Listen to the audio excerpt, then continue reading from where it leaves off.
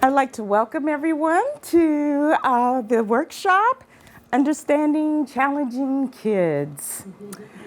As you notice, I have the picture of the children around Jesus. Let the little children come to me.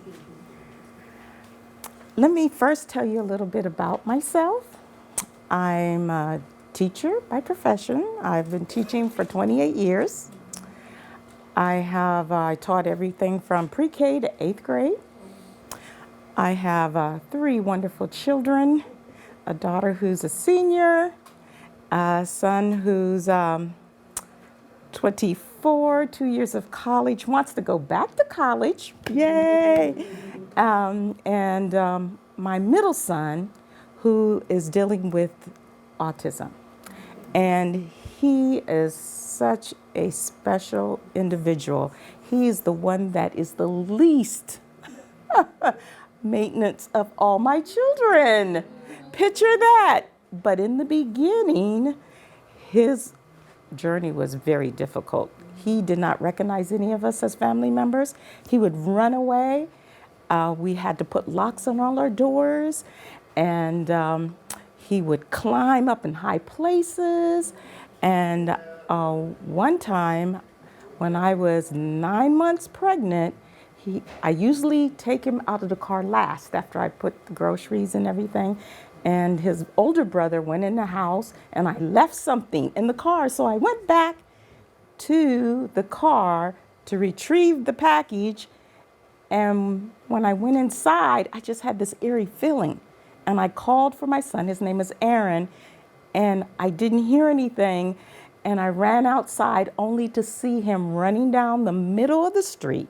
And we lived by the train tracks. And so I was running, trying to catch him, 9 months pregnant. And a woman was driving and she said, "Do you need to go to the hospital?" And I'm like, no, my son. And as I was trying to retrieve him, my oldest came running out the house, ran past me, grabbed his little brother out of the street, and I call him my hero. But we've had a very difficult journey with him, and from being in church, because special needs children require a lot of care, and in church that was really hard for us because people didn't understand. They just think he was just misbehaving. And so because of that, I have really grown a lot of patience and understanding for challenging children. And so he has really come. We prayed and prayed. I did not put him into a special program. I said, because he would stay up 24 hours at a time. And I said, Lord, either he will be on drugs or I'm going to be on drugs. One of us will have to go on drugs because I can't maintain this. And I mean, we prayed and prayed and prayed. And the Lord is so good. He answers our prayers, and he was able to start sleeping through the night. And his so remarkable. When he was 2 years old, I would you know how mothers, we get those little blocks and on the magnets on the table with the alphabet, hoping our children would be inspired to learn the alphabet, spell, read. And so I walked past the table and I had them on the table and I saw the words, entertainment tonight. Oh my goodness. And I called to my oldest, he was in 1st grade at the time. I said, "Did you spell out these words?" And he said, "No." He says, "I know that's tonight, but what's that word?" I was like, okay. And the only other one in the house is my son, Aaron, who was like 2.5 at the time. And so I said, no. So I scrambled them up again and I left. I came back, entertainment tonight. Wow. And so I said, okay, let me see what's happening here. So I scrambled him up again and I watched. And he went on the chair and he went and hopped back down. So he was spelling. And he would also take rims of paper and write. You know how the videos, the credits roll at the end and how fast? He was writing executive producer as fast as they were scrolling down. Yes, that's how, yes, but he would not talk. He would not recognize any of us as family members, but he had these unique savants, as they call them, and he would spell and write in the font that he would see it in. And so fast until he discovered pause, and then that stopped quick. But, and so I was able, with the help of God, say, okay, if you can spell, you're going to be able, I'm going to teach you how to read. And the Lord is so good. He is so calm. He's reading and writing, and he loves computers. He graduated from high school. He goes to a special needs school, but he is just the sweetest individual you ever want to meet. And I just know that God, if we give our children to God, what he can do with them. And so I just wanted to share, and also can't forget my husband. He paramedic, New York City for 15 years, until after 9/11, we said, that's it. We have to move.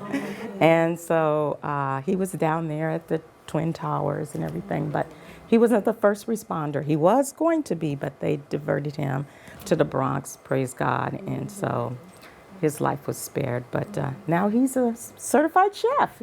He gave up, and so now he's a chef. So yes, but that's a little bit about my family. But besides teaching, children's ministry is one of my loves, and I just dealing with children during the week and on weekends, you get a lot of experience.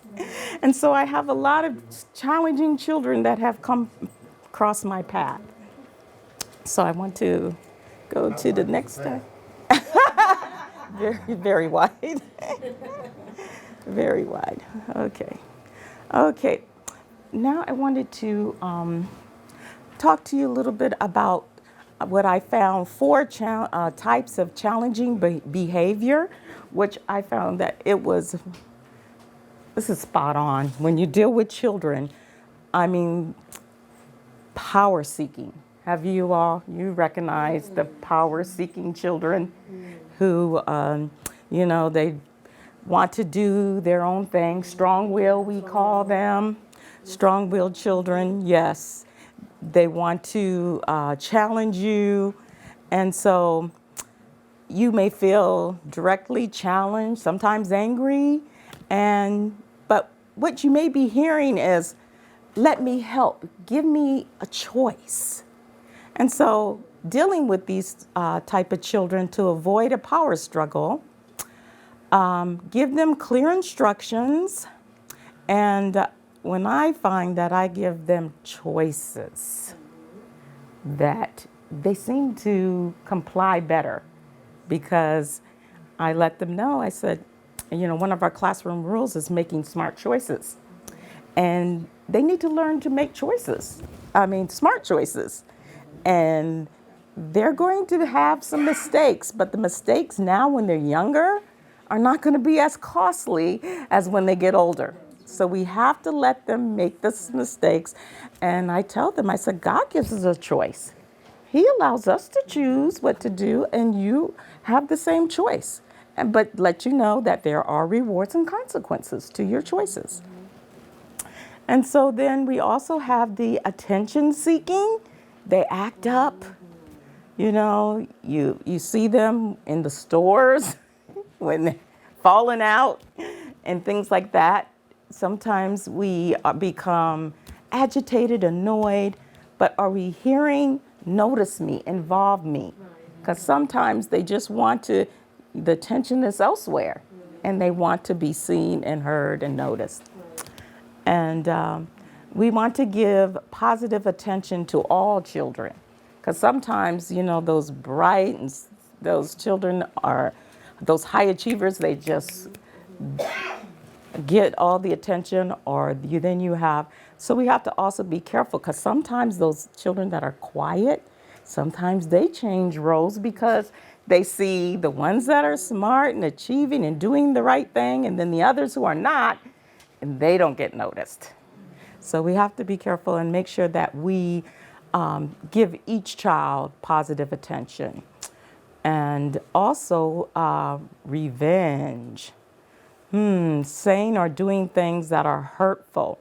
I had one student in my class, she was writing, and the little boy said, "Ow, ow, Miss Baptiste." I said, "What's wrong?" And he said, "So-and-so poked me with the pencil." And I'm like, "Why did you poke him?" She said, "I wanted to see if it was sharp." I said,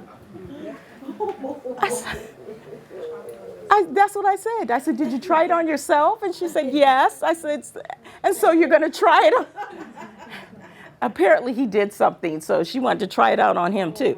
So she figured out what it felt like, and yes, so yes. Also, they may be self-destructive, and what you may be hearing, "Help me, I'm hurting." The same child came to school. It was picture day, and another little girl, I guess her parents was ready for pictures because her hair was all fixed up and bow and everything. And so this particular girl told her hair looked crazy. And so she came crying to me and she says, "So-and-so said my hair looked crazy." And I said, "Why did you say that?" She said, "Well, my hair looks crazy." Oh, wow. So yes, so these are types that they are feeling. They will also make other people feel bad because of how they're feeling. So we have to find out sometimes and not be so quick to say, "Why'd you do it?" Find the reasons. I always try to find out what's behind the behavior, because oftentimes behavior is communication. Then inadequacy and withdrawal. Sometimes we have children that feel like they can't do anything, or they give up. They don't want to try. "I don't want to do it." And so they may be feeling, they may need to hear, "Have faith in me, don't give up." Because sometimes so if you don't want to do it, then don't do it. But instead say, "I think you can," or "What can you do?"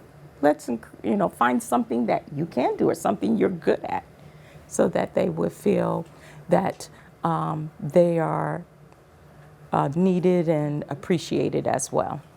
Let them come. Matthew 19:14. Let's recite this memory verse together. Jesus said, "Let the little children come to me, and do not hinder them, for the kingdom of heaven belongs to such as these."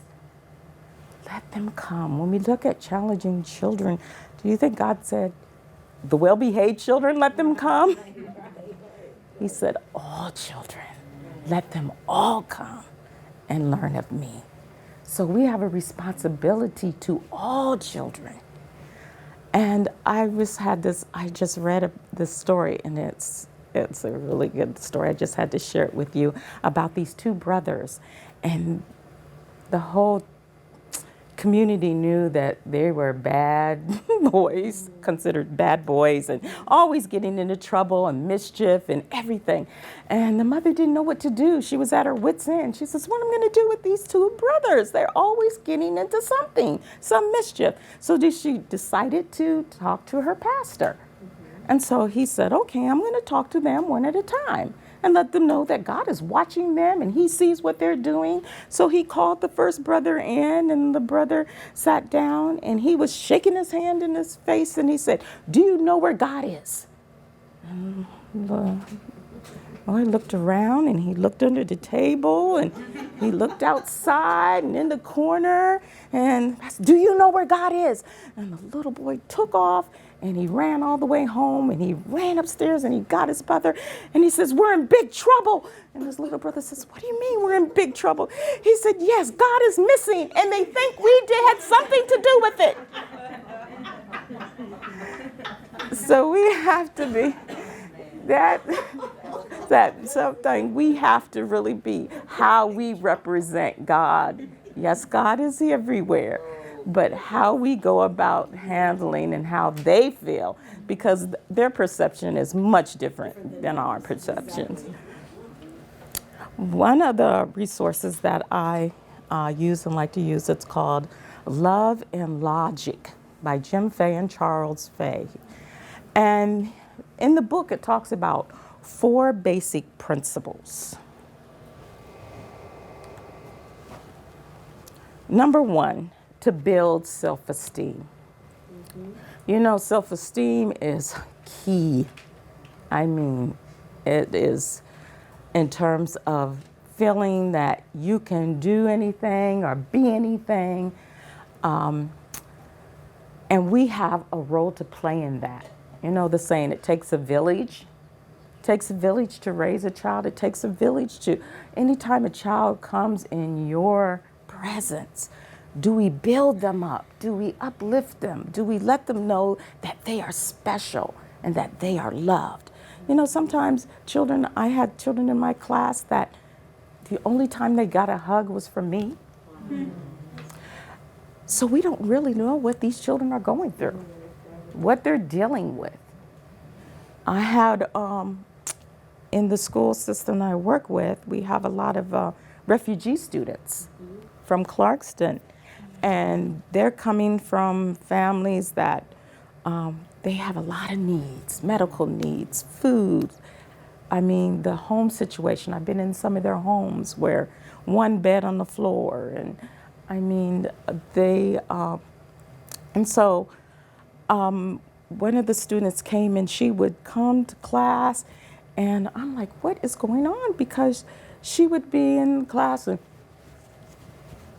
and it's like she was listening to some music in her head or something, and we're doing something else, and she would just space out. And I'm like, and I called her to my desk. I said, is everything okay? What's going on? You're listening to, you know, music? Are you thinking about something? And she confessed. She says, my dad argues with me. He doesn't like me. He doesn't like my mom, my dad. My dad's not home. And I says, oh my goodness. She was trying to cope the best way she could by shutting out everything else. She wouldn't do her work. She wouldn't do. And so I would try to help her extra and try to talk to her and let her know that, hey, you're okay. And, you know, to spend some extra time with her. And then just recently, she was like a different child. She came to school and she said, my dad's home. And, you know, she was just so happy and so excited. And I saw that her learning, she was starting to try and do the work. And I had to have a conference with her parent. And so I shared with the mother, I had to let her know that what she was feeling at the beginning. And I didn't know until she shared with me, and that she's much happier now. And the mother was sad, but you have to share with the parents what the children share with you in order to make sure that the parents understand how important it is that they are built up and that people around them care about them. And, you know, so. And principle number 2, share the control. Sometimes we want to say it's my way or the highway. And for a strong-willed child, it's not going to work. Even the tiniest ones, if you try, you know, to get them to move, they're not going to move, and they're going to throw a fit or try to do whatever they can to get their way. But when you give them those choices, as I was sharing before, is that then they feel empowered that, okay, you know, sometimes when one of the books that I was reading, it was a story of a mother, and the child was getting dressed, and the mother told her to put on her dress first, and she wanted to put on her socks first. And the mother said, no, why are you arguing with me? Put on your dress. And the child said, but I want to put on the socks. The floor is cold. That's why I want to put on my socks first.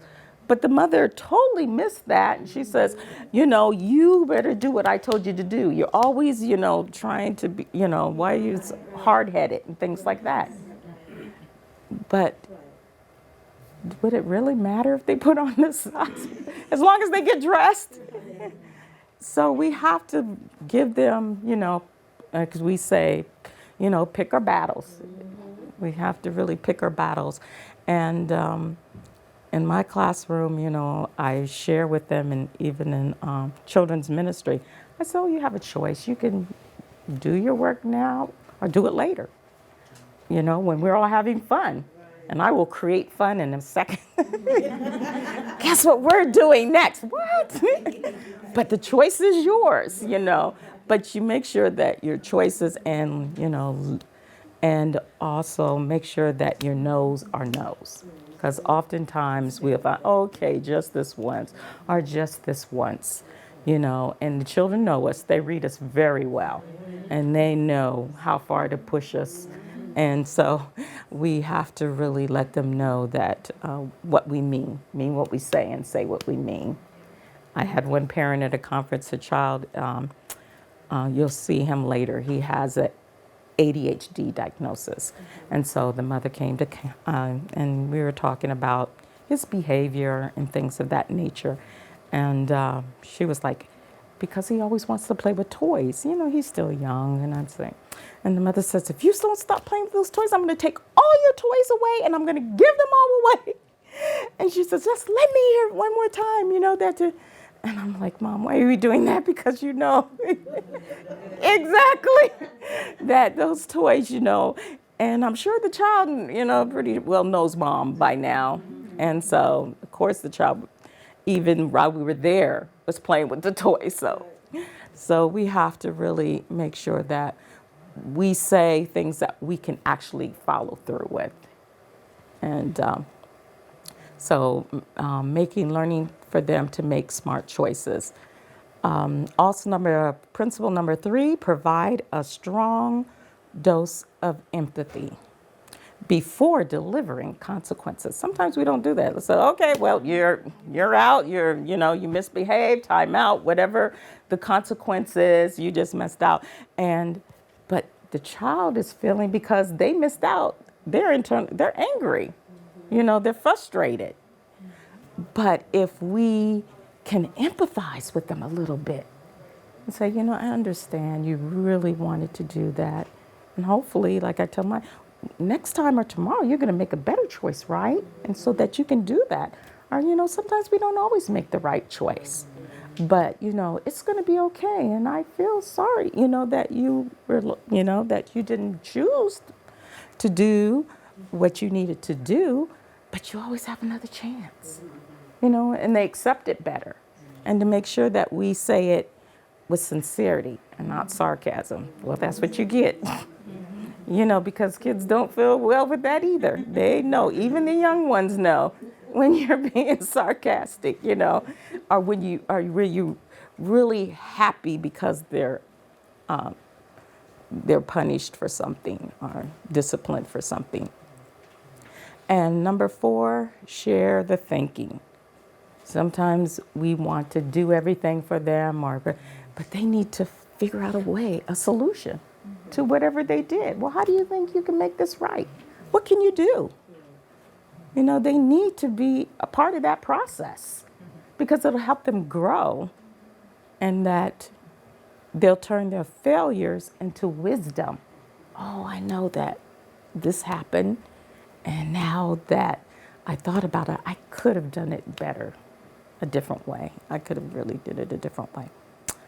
Well, I wanted to tell you about a first grader when I taught in New York.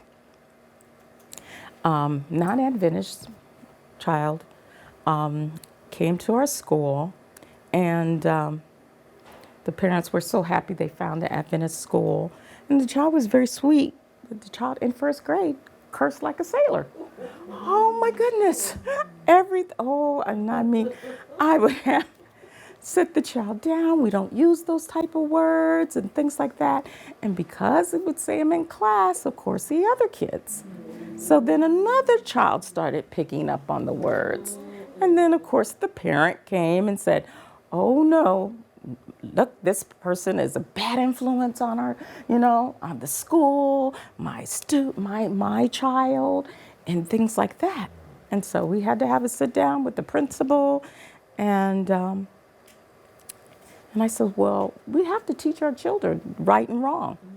Just like the other child, saying inappropriate words have to learn, your child has to learn not to repeat them. Right. And so we were going back and forth, and I shared with the principal. The child came to me because, he was doing so much better. And he came to me and said, Mrs. Baptiste, I used to say bad words, and now I don't. So that child was learning, but it caused a negative environment for a moment. And that's what you're going to find when you have kids coming in that may not come from homes that are, Christian families. They're going to come with the stuff that they know, words, behavior, attitudes. Do we just know you can't be here? Or we have to teach the ones that are here. We have to be patient with those who are learning and who don't know. This way we can show them what an example, be a good example for them. And then they in turn will say, hey, now I see what we can, I don't have to say these words. I don't have to do these things. So, so I really was happy that the parent finally came around and said, okay. But, it is hard for a parent because you don't have your children in certain environments and then they get exposed. But we also have to look on both sides. Our mission is to teach the gospel to everyone. Okay. Some of the suggestions that I use in my classroom that help some of my students, as I told you, I have a child that is diagnosed with ADHD. I've had children who've had all sorts of different type of behavioral issues, and where I would try to recommend to the parents that your child, may need to see a pediatrician and talk to your pediatrician about that. Because some parents are in denial. They don't want to think their child is misbehaving or things like that. And then some want you to tell them, do you think my child has ADHD? I'm not a doctor. I'm not going to tell you that your child has ADHD. Being in your classroom, are you, even though you can't say, can you kind of pick up on certain things with the kids and say, I'm probably dealing with this, even though you don't have confirmation from a doctor or what have you, can you kind of see it in the students by now and say, okay, I need to work with this guy differently? Okay, so you're asking me if in the classroom, if I see certain things that I can... If you can kind of say, okay, this child has ADHD-like behavior, so it's a possibility that he has it, therefore I'm going to change my approach to how I teach him? Or do you not do that until you have a diagnosis? Oh, no. When we see red flags, as we call them, yes, you'll see red flags with different types of children. And when we see those, we try to change our approach and our methods to the environment to match as we're talking to the parents. Because you got to get the parents involved. Because if a child comes to you, whether it's Sabbath school and they're misbehaving, if the parents are not going to be involved, you're just left to deal with the child on your own. So you need to, let the parent know that this is what's happened today, and can we discuss, what do you do at home, or have you noticed this at home as well? Because some parents will not, even if there's a diagnosis, they won't share it with you. They don't have to, so, yeah. So, but if you go and approach the parent, oftentimes they'll say yes. Because my child that had ADHD, the parent didn't tell me, but I read in the file, so I knew the child had. And other children, I had one that has alcohol fetal syndrome, but it wasn't, it was a disorder. And so he had all kinds of symptoms, but the parent was up front and saying this is what the child possibly has, we're going to the pediatrician and things like that. So I go and do a lot of research. And so as you see, fluorescent light filters I put, they're magnetic. I got the Tranquil Blue and I put them up. They're fire resistant, so they're within the fire codes. And I put them on the lights to try to help block out any sensory things going on.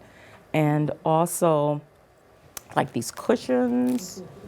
I purchase, all the kids like the whether they have sensory issues or not, they still like the cushions.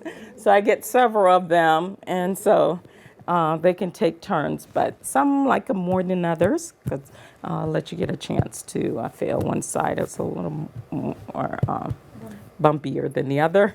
But yes, it's also to allow them to feel that pressure, because sometimes kids are sensor seeking, and so they need to have something to pressure against them, and will help them stay seated. So those are their laps or they sit on? These cushions, you said, do they go on their lap or sit on? They sit on them. Sit on. Yes, they sit on the cushions. They could sit on either side. Also, these fidget toys, like I use these in the classroom, so they have something spiky again that they can feel and keep quiet at their seat. Stress balls are good. You know, just, hey, somebody, you feel that they're playing, just give them a ball while they listen, because they can multitask. These kids, you know, if they're moving around, they're still listening, because you say, what did I say? And they'll tell you verbatim what you just said. So they are listening. They just have to move, but they're listening. So, you know, just to do things to kind of help them along the process to make it easier for them. I also, The sensory seat cushion useful, that's not for timeout, is that for general? no, it's, yeah, general. Okay. Yeah, no, not for timeouts. Still when they're sitting. Yeah, they can't sit still. Also, they have balls. Sometimes you can even use them in your Sabbath school class or children's church. If you see a child that's constantly moving and you want them in chairs, they have the big balls they can sit on. And, you know, they just rock and move around, but they're still sitting. They're still sitting. Or, you know, they have a lot of things that now in education, they have alternative seating. I'm trying to think of the term, but no longer are they in seats. Some are standing, because some kids just can't sit there for a long period of time, but they're still at their desk, they're still working, they're still being, you know, productive, but they're just standing. Or some with bean bags, they're relaxing, but they're still engaged, and so, I mean, that's just different things you want to use. Yes. I was gonna say one thing I observed was in one school, they had bike pedals at some of the end of it.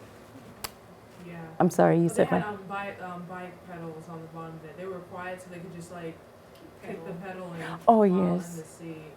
So Or they have also the rope that they put around so they can kick their, you know, it's kind of stretchy, the cords. Yes, and they can kick their feet on the band, so as long as they're not bothering or disturbing anyone else. Yes. The two things I helped with, I taught third and fourth grade, I gave them Play-Doh, because that's in a sense similar idea. It's something quiet, and then pipe cleaners, you know, and they can do that, doesn't make any noise, and then they just have to straighten it out and put it back in. Yeah.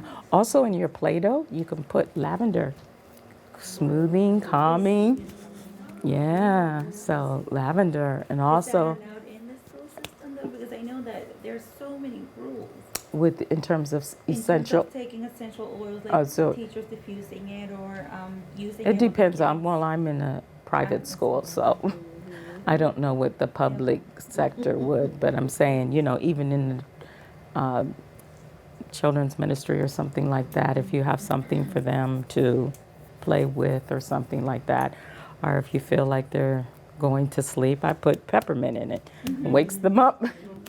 You know, so these are just things you definitely have to talk about, you know, the parents, and let them know. That's why I say it's very important to communicate with the parent. Do you mind if I try this? Do you mind if I try that? So that they will be aware of what you're doing, and they're in agreement with you, and they'll support you. Also, timers. Oh, timers. Oh, I've become a big fan of the timer. Also for, you know, children who are a little more on the active side, Oh, they put a timer. You said, okay, we're going to do this activity for 10 minutes and then we're moving to the next one. And they'll be engaged because they know they have an end. But if you're there and they're like, oh, when is this going to be over? How long? But if you use that timer, they're like, oh, and then they're like, what, so short? See, they don't realize, but the timer helps keep you moving because we're competing against video games. We're competing against many things that we just need to, help them. Or I will play, let's beat the clock. If we do this time before the time's up, so that also helps them to feel that it's not an eternity for them. Last I said prayer. Prayer works. Oh my goodness. If you have a challenging child, we need to uplift that child each and every day, asking the Lord for wisdom. What can I do? What can I do? With my own child, the Lord just helped. Also, before I go to example of timers, I have peepers. I don't know if you've seen these peepers. And they fit around your finger. So when I'm talking or instructing, the ones they're like, follow me all around to see where this peeper's going and saying, so that they will, stay engaged, stay with me. That's kind of like me saying, stay with me, stay with me. Because, we have to get going. But brain research says that first 5 minutes, they're going to remember, and the last 5 minutes, anything in between. So you got to keep your lessons engaging and short, and then wrap it up with the summary. Don't give them misinformation like, what do you think about this? And you get a lot of people answering the wrong questions because they're going to remember the wrong answers. So especially for children who have, that are challenged with certain things. It's not like our college professor used to say, why do you always have to trick us? Or the high school teacher. Just tell us what you want us to know. And so that. Also, I have, let's see, did I bring it here? I had some balls. I might have had it over here. But while I flip to the next thing that I have, because I keep a bag. Also, when you're dealing with challenging children, I use these too. These light up. And, throw it and ask a question. You throw it to a person, then they have to throw it to the next person. So they're going to be like, oh, and making sure that, they're following the ball and seeing who's going to get it next. You just try to find different ways to keep the class going and moving and things like that. That'll help for people for kids that like to talk so much. Oh yeah, touch. Somebody else's turn. Yes. And they will be quiet until their turn. It's like, when is my turn? So the example of the timer. This is my child that I had. I got permission for his mother, of course, who has ADHD. This is our chapel. We're sitting in church, and you see he's moving around. His feet are on the pews. He's all over me because I sit next to him, because if I don't, the other kids are complaining. So he's like, oh, Miss Baptiste, and I'm like, oh, what am I going to do? And so I believe it was the Lord who put it in my mind. So I took out my phone and I put the timer on. I said, I think we have about 15 minutes left of chapel. And so I put the timer on, and this is what happened. Same child. The timer is in his lap. Facing forward, listening, laughing, seeing what was taking place. Look at that. Wow. Look at that. Yes. Holding that timer, looking to see how much more time he has to sit still. And he was able to sit still for 15 minutes. Because otherwise I'm constantly, okay, sit down, put your feet down, stop looking to people behind you. I didn't have to say a word.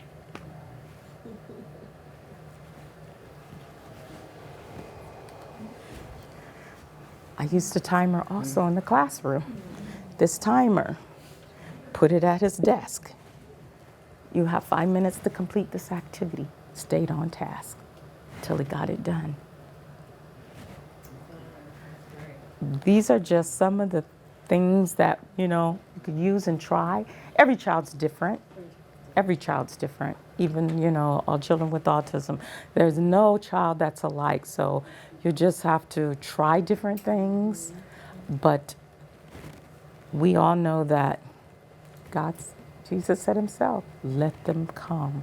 So as they're coming to our schools, our churches, our Sabbath school classes, our children's church, we have to provide for them, provide an environment that's conducive, and to speak to them in the manner Christ would speak to them, and make sure that our colors in our walls are not loud and right where the child gets too much stimulus, but keep the environment, simple and clean and engaging and things like that where they can learn and that they won't be disturbing the others that are there also to learn and to know about God.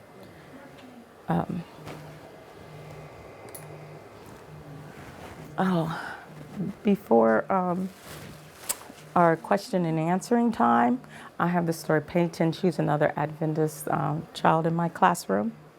And since she's been in the class, she just has this fascination about God and learning about the Bible. And she brings her Bible to school in her book bag.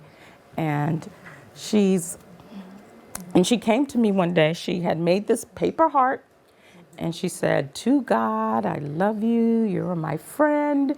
And she colored it on the back. And she came up to me. She said, Mrs. Baptiste, how can I give this heart to God?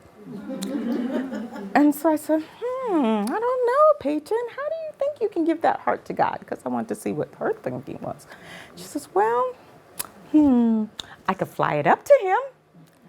And I said, do you really think you can fly that heart up to heaven? She says, nah. And then meanwhile, I had another student that was next to me working on something. And so she chimes in and she says, well, I guess you're just going to have to wait till he comes back. And so Peyton said, or I can wait until I rest in peace, die. And I was like, oh, no, honey. You don't have to wait till you die. God sees this, you making this heart. He knows our thoughts even before we think them. And he really appreciates you making this heart. Oh, he loves it when we love him, show him, that we love him. And she put her head down and she walked away saying, oh, man, I wanted it to be a surprise.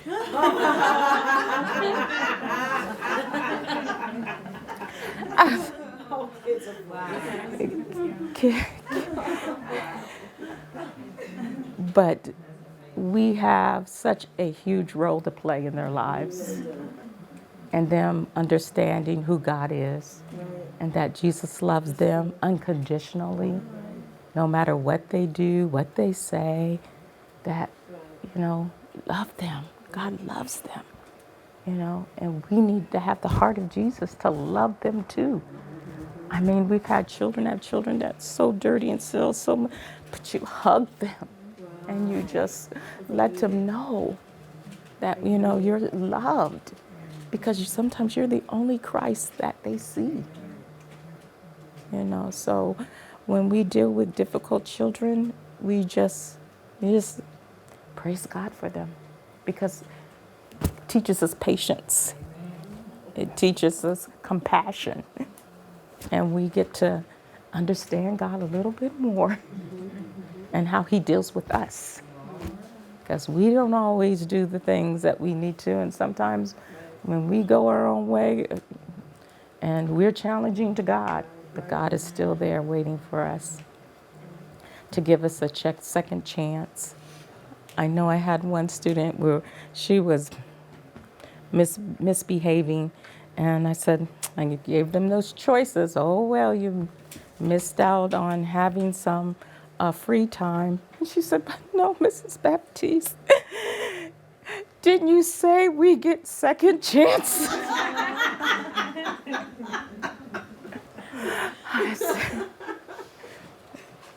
I said, yes, I did say you get second chances. This is your second chance now. Go and do not do it again. But yeah, they are so fun. It's so much fun, and we just, yeah. And I know that you being here and in children's ministry, you have a heart for children. So does anyone have any questions or share something with us? Well, that kid that I was telling you about with the puppy, so trying to be understanding with him and kind of ignoring or like just being inclusive or kind of playing along. I had him in Sabbath school with a group of his friends, and there was a little girl who didn't have that problem, and she was like, "You're annoying me. You're in the what? You're annoying me." Oh, you're annoying me. Stop that. It's annoying. Oh, no. How do I deal with this? Because on one hand, I want to be nice to this kid, and on the other hand, I'm like, it's being disruptive to the other kids. So that was my first time ever dealing with a situation like that. So I was wondering what tip you can give us when we have kids who are challenging and working with kids who are okay. You know? Well, I'm just honest with them. I'm like, we're all different, and you're going to have to be patient, just like I'm patient with you sometimes. They may need extra, like some of them. They may need a cushion, and when it's free time, you can have one. But right now, they need a cushion to help them, and then they'll be helpful. Here's your cushion. Miss Baptiste is out of their seat. Here's a cushion. You know, we just have to, because we all are family. We all have to live together, and we're here to help one another. And they will help, you know. And so we just need to teach them how to. Something like, if she wanted to say something, oh, you have a great imagination, or something like that, to let him know that what he's thinking is not real, and then, I don't know, is that going to be offensive to the kid, or? Oh, no, that's what I said. Do you want to be as honest as possible? Yes, we have a great imagination. And can somebody else use example? Does anybody else have another imaginary? You know, some of them might even have imaginary friends. They just might not say it, but, you know, do we imagine? Or sometimes I imagine something, and, you know, I even put myself in it. And they're like, oh, Miss Pat. I said, yeah, we all do. We all have big imaginations. It's very creative. That could be a story. What else could you add to it? You know, just to keep them, you know, because at that age, like I said, they do have big imaginations. And then, too, if you see that it's a problem or they can't let that imaginary go, talk a little bit more. Ask parents, do they do this at home? You know, is there anything that's going on? Yeah. I teach Eagle Beaver, and my 5-year-old nephew is also in the class. And because he lives with me, he wants to be the special one in the class because I'm not only the Eagle Beaver teacher, Oh. I'm auntie. Oh, yes. So I give him, he's challenging, very challenging, and other students are not. And so I make him my helper. I do all kinds of things, but I don't want to just focus on him because I have the other students as well. So I give everyone chances, and it's like he wants all the attention. And so like when I give the other students something to do, he gets very upset, and he starts crying, and he doesn't want to participate. And so I want to know just a few little tips, just a little something that I can do with him so that he can feel special and the other students can feel special as well. Can I suggest something? Yes. She teaches one class, her sisters. Okay. So we switched classes. She's Okay. teaching Sunbeam. So you're teaching one of my kids, but that's not a challenging one. Mm-hmm. But we're trying not to teach the ones that are challenging. Like keep him in our class. So if you can you switch maybe? Well, that's the only class there is. And I'm the only teacher who's the Eagle Beaver teacher. Okay. And we only meet once a month. Okay. And so he loves church and he loves Eagle Beaver. He's excited about coming to Eagle Beaver, and I love to take him. And I'm really trying to teach him. He does prayer. He loves prayer. He loves going to church, and he's just a different kid when he comes to Eagle Beaver because he knows I'm also auntie, and he thinks he's 5, but he thinks that he's supposed to have special treatment only because I'm auntie. What if you choose? We say, okay, today's turn is, or you give each child something to do. Are you gonna have prayer today? Okay. You're gonna do this. You're gonna do. I don't know how many kids Right, you have. right. But right. everybody's Each one involved and has a special thing to do. Everyone has for the moment for that session. And that's the hardest thing about Yeah. taking turns Right. at that age. At that It's age. just Maybe you write down what. Yeah. I don't. Like I said, I don't know how many kids you have. Right. 5. Okay. Yeah. So you have 5 things to do: prayer, closing prayer, opening prayer, and I don't know what else you do in between. Okay. But for each one, maybe they can draw something to do. You say, oh, you're gonna do this, or maybe right now they're just starting to read, right? So you can maybe put them in pictures or something, and say, okay, so you're gonna pray with one and a hand praying, and that's gonna be the first prayer. Then second is gonna be the last prayer, and in between whatever you do, So like you each said. one will have. So everybody has something to do. Right. So everybody's involved. I mean, not I just could him. try. But that's what I do in my classroom. We have, we draw, there's sticks that you can get from the teacher's store, and I put little pictures on there, and I put their names. So even if, to make sure everybody gets a turn, we pull from the sticks, and your name is drawn. Or sometimes, and it's so funny because I would just mix them up and I would close my eyes because I would have one helper for the whole thing. So I know I'd have 2. So they're like, oh, and they're praying, Lord, help it be me, help it be. And I just, but they understand that we all have to take turns. They get a turn, and this way you're teaching them patience. But that's hardest because they all want to be first. They all want to. Another thing that similar to what you were doing with the thing, No spike balls. is that you give it to your nephew, and then your nephew's then okay, and now Johnny's gonna pick who's gonna be our prayer person. So he's not the one that's doing the prayer, but he's still special because he gets to pick who's gonna do the prayer. And also that falls in line with sharing the control. So find ways where they can share the control because, they love to be leaders. Exactly. Oh, And that's I it. get to be leader today and I get to choose. But yeah, there's so many ways. Does anybody else have something they would like to share or have a question about dealing with challenging children? I want to feel the cushion. Oh, you want to feel the cushion? Before we, yes.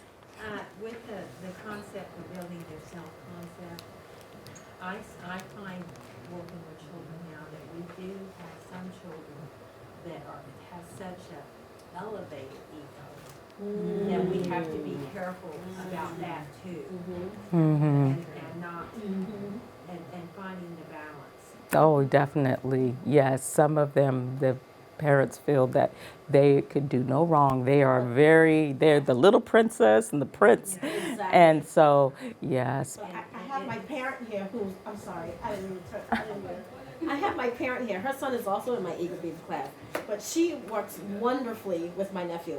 So when she's not there, I miss her. Terribly miss her. Yeah. I'm sorry. It's a lot more difficult. I've taught my children, two of my children, 2 times and 1. So I understand being the feeling that there's special privilege. Exactly. And I had to tell them, no, I'm Mrs. Baptiste when I'm in the classroom.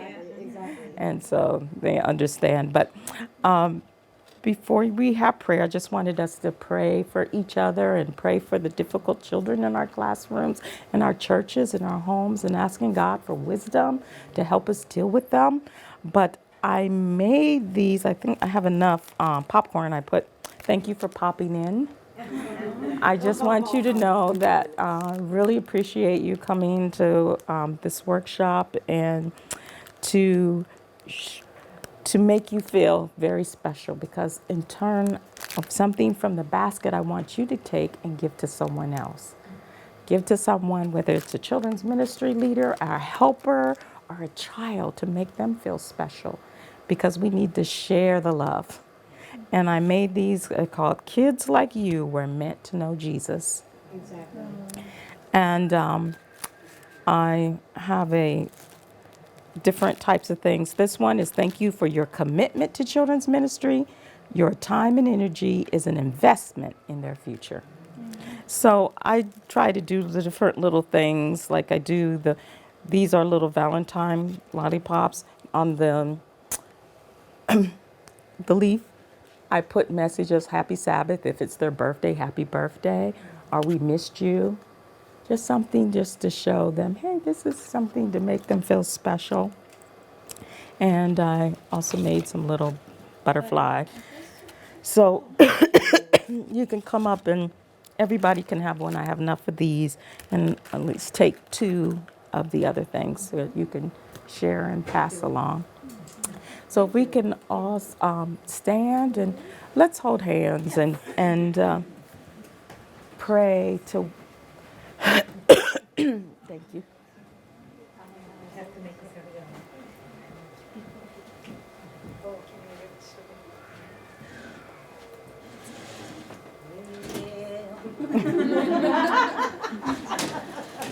Can I ask for 3 volunteers that will pray for us, for our children, for our ministries? Can I ask for, you'll pray for one? Can I have another person that will pray? You'll pray? Thank you. Oh, dear Heavenly Father, I just thank you so much for the opportunity of coming in and learning more about how to reach out to all children, especially those challenging children. Lord, just continue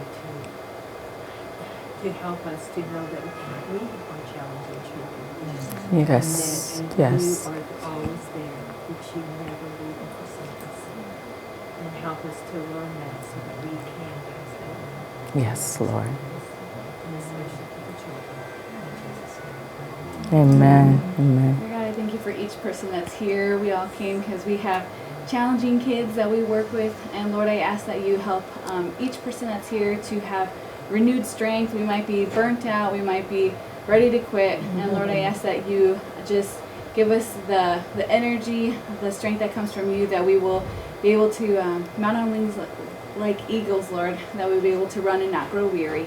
Yes. And I ask that you give us the wisdom that we may lack, and help us to have the humbleness that we need to be able to ask for help when we need help, and to be able to receive that, and know that we'll be able to share that help and that wisdom with someone else one day. I ask that you be with the parents of these challenging kids. If we're having a hard time with them one day a week, we know that they're struggling 7 days a week. So I ask that you give them the patience and kindness that you want them to exhibit and show to their children, that they may see you through their parents, that they may see you through us, Lord. I ask that you help us to just be your hands and feet with any children and families that we interact with. This is my prayer in your name. Amen. Amen. Amen.